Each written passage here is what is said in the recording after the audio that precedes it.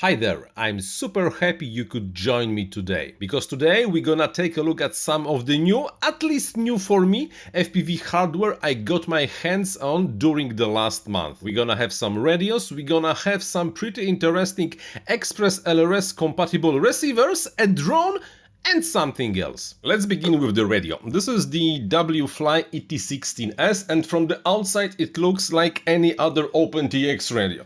We have two gimbals, we have the screen, we have switches. By the way, those are nice switches. I really do like those switches. The detent is nice and there is not too much of the resistance on the movement, so they feel super great. The gimbals does not feel as great as the switches, however the gimbals are kinda nice, nothing is wrong. Super nice finish on the casing. Nothing is moving, you feel this is a nice solid object, and from the outside it really has a nice appearance to it. However, this is not any other OpenTX radio, because this is not an OpenTX radio. This is not the OpenTX, this is something very specific to this radio with different navigation. However, the functions seems to be slightly similar to what OpenTX offer. And this is not all what the radio offers, because the built-in radio chipset is nothing super fancy. It's just the 2.4 GHz standard modulation, nothing long range. Comes with the small receiver with the diversity, also comes with the slightly bigger receiver with the diversity, and the 8 outputs for your servo, so you can use it on your drone, on your airplane, whatever. But it also comes with this. This is external RF module, equipped with exactly the same type of the hardware that the Express LRS 2.4 or the Tracer or the Ghost or whatever, the new modern long-range systems, because this has inside the LoRa modulation enabled xt-xinte RF module, and it also comes with the small receivers with those fancy dipole antennas that are able to communicate with that. So far, what I know, this is their own internal protocol. This is not Express LRS, and you have the option of the short range flying and the long range flying with this thing. This is not the last appearance of this radio and this setup on this bench, because we will do a detailed teardown of the radio and also detailed teardown and analysis of the transmitter, because I'm interested to see what they did over there. Next, I have a second generation of the matte LED controller. What is it? It's the controller. It's the board that you put somewhere in your model, most probably airplane, connect a lot of LED strips with the standard programmable LEDs to this thing, connect the RC controller with just 3 wires, configure everything with your smartphone, because this thing has the Wi-Fi. You connect with your smartphone through the Wi-Fi, and with the web interface you configure how the LEDs should be behaving, and then you switch between the modes using your radio just by flipping the switch. So we will take definitely a longer look at this thing in one of the future videos. Right now I'm only suggesting that something like that exists. This is a very independent project, and something like more than a year ago I even had the first generation of the hardware.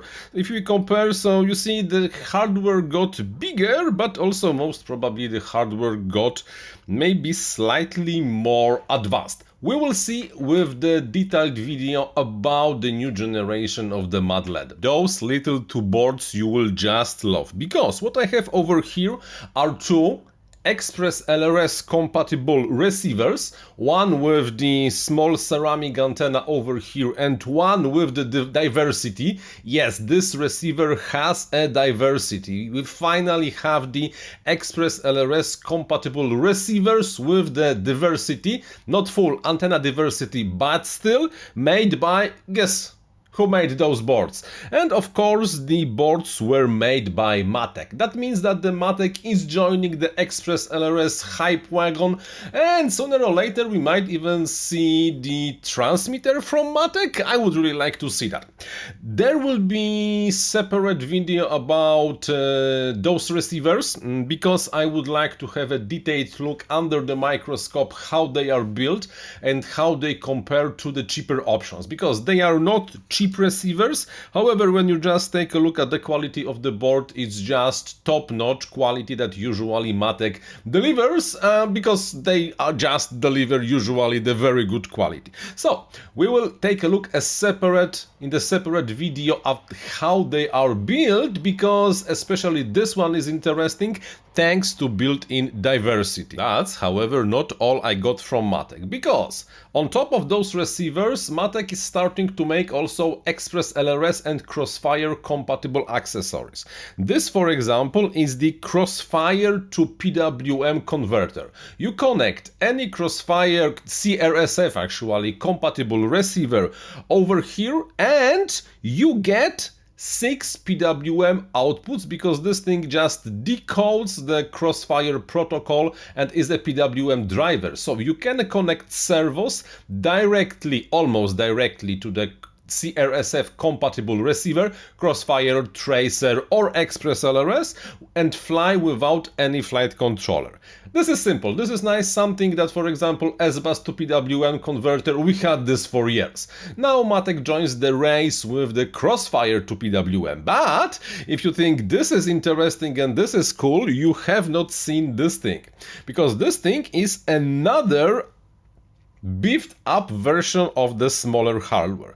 One more time, it's the Crossfire to PWM converter, because you connect Crossfire over here, you have this time, how many? Oh, this is much more, because you have 10 PWM outputs, but on top of that, this thing also allows you to connect the, guess what, external GPS and current sensor to get the voltage going through the current sensor, and the current, of course, going through the current sensor, and also the GPS coordinates, and transfer them down to your radio as standard Crossfire telemetry. So not only you can convert Crossfire protocol to PWM, but also get some telemetry from the board. And last but not least, I'm joining the ultralight long range powered with the single Lithion 18650 gang with this thing I have here on my bench.